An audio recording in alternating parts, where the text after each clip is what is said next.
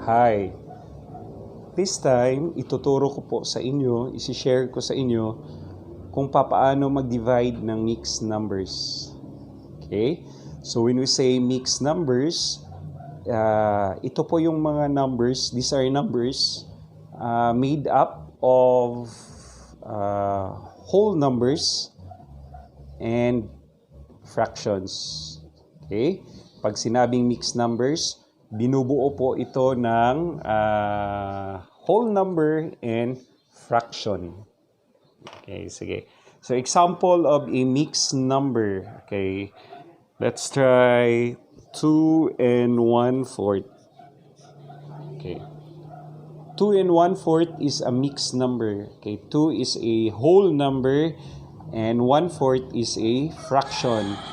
Okay, 3 and 4/5. 3 and 4/5. 3 is a whole number, 4/5 is a fraction. Say 5 and 1/2. Okay, 5 and 1/2. 5 is a whole number and 1/2 is a fraction. So these are examples of mixed numbers. Okay, ito yung mga halimbawa ng mixed numbers. Okay, in my previous video or videos na nagawa ko, especially dividing whole number by a fraction, paulit-ulit kong sinabi na hindi pwede, no? Hindi pwedeng i-divide yung whole number by a fraction. Maaari lang po tayong mag-divide ng fraction by another fraction. Now, ang gagawin natin sa whole number, gagawin natin siyang fraction para ma-divide natin. So, ang gagawin, we are going to write 1 as the denominator of the whole number. Lalagyan natin ng 1 yung whole number as a denominator para maging fraction siya. No? So again, pwede lang po tayong mag-divide ng fraction by another fraction. But in this case, yung given ay mixed numbers. So ano ang gagawin natin dito? How are we going to divide mixed numbers? So in dividing mixed numbers, kailangan we need to change the mixed numbers to improper fractions. Again, in dividing mixed numbers, we are going to change the mixed numbers to improper fractions. Okay, so yun yung gagawin natin, no? Bago tayo makapag-divide, unang gagawin natin is i-change muna natin yung mga mixed numbers or yung mixed numbers into improper fractions. Okay, ang tanong, papaano natin gagawin or i-change yung mixed numbers to improper fractions? So, review muna natin kung papaano i-change yung mixed number to improper fraction. Okay, let's try 2 and 1/4. Okay, papaano maging improper fraction ang 2 and 1/4? Okay, ganito lang po kadali. Okay, just copy the denominator, which is 4. Of course, if we are going to change 2 and 1/4 to improper fraction, dapat yung denominator ng improper fraction ay 4 din. Okay? So just copy the denominator, then multiply the denominator now and the whole number. Okay? 4 times 2, that is equal to 8. Again, multiply the denominator and the whole number 2. So 4 times 2, that is equal to 8, then plus 1, that is 9. Okay. Next. Okay. How about 3 and 4/5? Okay. 3 and 4/5. Okay. Since the denominator is 5, so just copy the denominator, then multiply 5 and 3. Multiply the denominator and the whole number. So 5 times 3 is equal to 15. Then 15 plus 4, that is equal to 19. Okay, so this is now the improper fraction of 3 and 4/5. Okay, next. 5 and 1/2. Okay, since the denominator is 2, so we simply copy the denominator, then multiply 2 and 5. Multiply the denominator by the whole number. So 2 times 5, that is equal to 10, then plus 1, that is equal to 11. So 11 halves, or 11 over 2, is the improper fraction of 5 and 1 half. Okay, so ganun lang po kadali, no? That's how easy we change mixed numbers to improper fractions. Ganun lang po kadali. Okay, so let us now proceed with our first example, number 1. Okay, let's try. Okay, let's try 2 and 1/4 divided by 1 and 3/5. Okay, we are going to divide 2 and 1/4 by 1 and 3/5. Okay, so again, unang gagawin natin is i-change natin itong 2 and 1/4 and 1 and 3/5 into improper fractions. So let's start with 2 and 1/4. The denominator is 4, so simply copy the denominator. Then 4 times 2, that is equal to 8. Then plus 1 is equal to 9. Then okay, let us proceed with 1 and 3/5. Copy the denominator. Then 5 times 1, that is equal to 5. Then 5 plus 3, that is equal to 8. So 8 over 5. Okay, so try to check. Okay, yung dalawang numbers natin ay parehong improper fractions na. So, ano yung kasunod na gagawin? Okay. So, proceed tayo doon sa next step. Okay, which is, okay, we are going to divide now the two fractions. Okay. And based on the rule, or based on the steps in dividing fraction by another fraction, okay, we are going to multiply. Actually, walang division na mangyayari, no, in dividing of fractions. So, we are going to multiply 9 over 4. Imo-multiply natin ang 9 over 4 by the reciprocal of 8 over 5. Okay, kung naalala nyo pa yung reciprocal, pagbaliktarin lang natin yung position ng 8 and 5 ng numerator and denominator. So, yung 5 dito, which is the denominator, gagawin natin numerator si 5. Then, 8 will be our denominator. Okay, so 5 over 8 or 5/8 is the reciprocal of 8 over 5.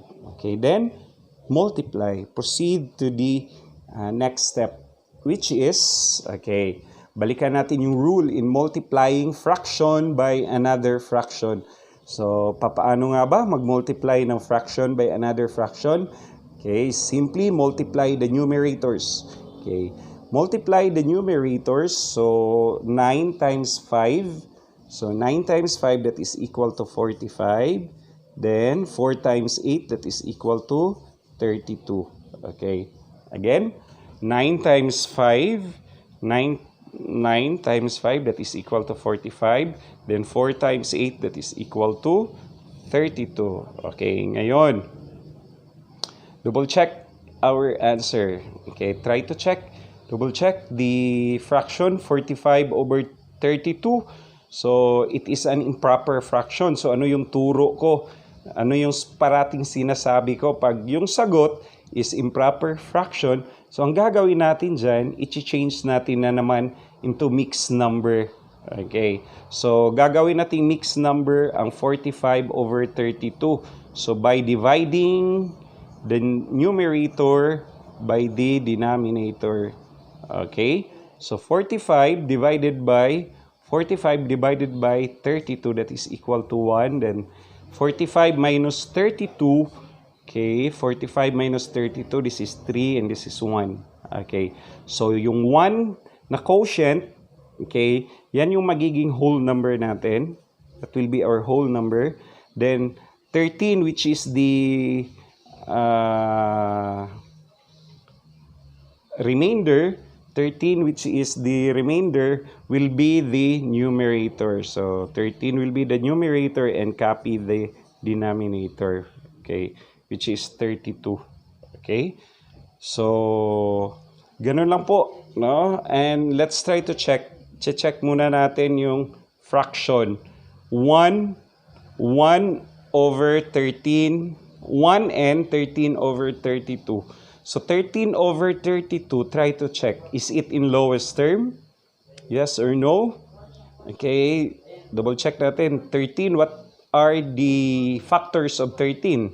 So 13 and 1 lang po ang factors ng 13. How about 32?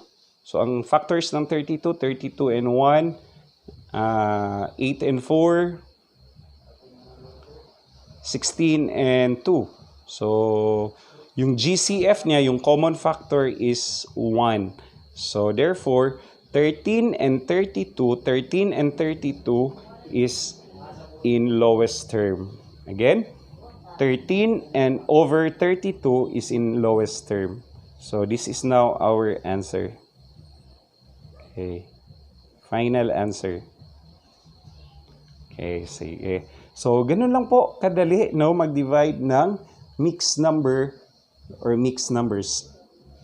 Okay, let us proceed with number 2. Second example.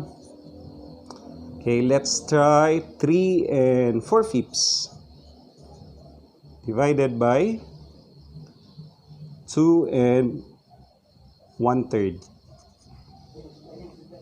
Okay, so we are going to divide this time 3 and 4/5 by 2 and 1/3. Okay, so the same steps. Okay, we are going to change first the two mixed numbers into improper fractions. Gagawin muna nating improper fractions yung mixed numbers, yung dalawang mixed numbers na to. So let's start with 3 and 4/5. So kokopyahin lang natin yung denominator na 5. Then we will multiply 5 and 3, that is equal to 15. Then 15 plus 4, that is equal to 19. Okay, next. Let's proceed with 2 and 1/3. Okay, kukopyahin ang denominator na 3. Then multiply natin ang denominator and whole number. So 3 times 2, that is equal to 6. Then 6 plus 1, that is equal to 7. Okay, anong susunod na gagawin? Okay, so we will multiply 19 over 5 again in dividing fraction by another fraction. Walang division or walang division na mangyayari. No? Instead, we are going to multiply 19 over 5 by the reciprocal of 7 over 3. So what is the reciprocal of 7 over 3? Okay, yes, 3 over 7. Okay, pagbaliktarin lang yung position ng dalawang numbers. So yung 3 na denominator, magiging numerator siya this time. Then yung 7, magiging denominator. So the reciprocal of 7 over 3 is 3 over 7. Okay, next. Okay, proceed tayo sa multiplication of fraction by another fraction. So, multiply the numerators. So, 19 times 3. Okay, 3 times 9, that is 27. Regroup 2, 3 times 1 is equal to 3 plus 2, that is equal to 5. So, 57. Then, multiply the denominator. 5 times 7, that is equal to 35. Okay, again. 5 times 7, that is equal to 35. Okay, so the answer is 57 over 35. Again, try to check, try to look at the answer, the fraction. 57 over 35 is an improper fraction.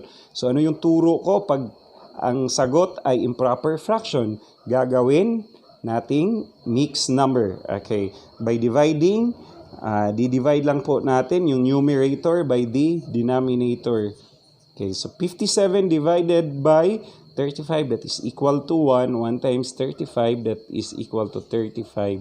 Then subtract 7 minus 5, that is 2. 5 minus 3, that is equal to 2. So 1, the quotient 1 will be our whole number. Okay, the remainder, which is 22, will be our numerator. and just copy the denominator, which is 35. Okay, let us check the fraction 32 over 35 if it is in lowest term or not. Okay, again, 57 over 35, this is the answer. Okay, so what we are going to do, since it is an improper fraction, we are going to divide. We are going to change this fraction to mixed numbers. So by dividing, so divide po natin yung 57 by 35. So 57 divided by 35, that is equal to 1. 1 times 35, that is equal to 35. Then subtract 57 minus 35, that is equal to 22. So yung 1 natin, yung quotient natin na 1, yun yung magiging whole number. Yung 22 na remainder, kukopyahin natin as numerator. Then just copy the denominator, which is 35. So this is now the answer. Okay. But, i-double check po muna natin yung fraction if it is in lowest term. Okay. 22 over 35. So factors ng 22. 22 times 1, 11 times 2. How about 35? 35 and 1, 7 and 5. So, the GCF is 1, the greatest common factor. So, ibig sabihin nun, pag GCF niya ay 1, so, ibig sabihin, the fraction is in lowest term already. Okay. So, proceed tayo sa number 3, the third and last example. Okay. Let's try 5 and 1/2 divided by, okay, 5 and 1/2 divided by, let's say, 2 and 3/5. Okay, so, again, huwag kalimutan, no? Palaging tandaan na when we are going to divide mixed numbers, okay, unang gagawin is we are going to change mixed numbers to improper fractions. Okay, gagawin natin improper fractions itong dalawa. Okay, kukopyahin lang natin yung denominator na 2, yung 5 sa kabila, kukopyahin din. Okay, then we will look for the numerators. So, paano makuha yung numerators? Multiply lang po natin yung denominator sa whole number. So, 2 times 5, that is equal to 10. Then, i-add natin yung product sa numerator na 1. So, 10 plus 1, that is equal to 11. Okay, next. Okay, dito tayo sa kabila. So, 5 times 2, that is equal to 10. Then, 10 plus 3, that is equal to 13. Okay. So, ito na yung dalawang fractions, no? Improper fractions. So, anong susunod na gagawin? Okay, although yung nakalagay na operation dyan is divide, but the rules or the rule in division of fractions is we are going to multiply. Okay, imo-multiply natin itong dividend, which is 11 over 2. Imo-multiply natin ito by the reciprocal of 13 over 5. So, pagbaliktarin lang natin yung position ng dalawang numbers na to. So, yung 5 na denominator, magiging numerator, then 13 will be our denominator. Okay, so, yan na po. No? So, we are going to proceed to the next step, which is we are going to multiply the numerators and multiply the denominators. So, 11 times 5, that is equal to 55. 2 times 13, that is equal to 26. Okay, try to check the fraction, the answer. 55 over 26, that is an improper fraction. So, ang gagawin dito, i-divide natin, gagawin nating mixed number. So, 55 divided by 26, that is equal to 2. 2 times 6, 12. Regroup 1. 2 times 2, 4 plus 1, 5. Okay, then subtract 3. Okay, so 2, yung quotient na 2 will be our whole number. Then yung 3 na denominator, na remainder, yung 3 na remainder, magiging numerator. And just copy the denominator, which is 26. Okay, double check natin. Okay, double check. If 3 over 26 is in lowest term, factors of 3 are, yung factors ng 3, 3 and 1, while 26 and 1, 13 and 2. So, ang GCF ng fraction na yan is 1. So, ibig sabihin po noon na lowest term na ang 3 over 26. So, ito na ngayon yung sagot natin. This is the answer. Okay, so yun lang po. Ganun lang kadali. That's how easy we divide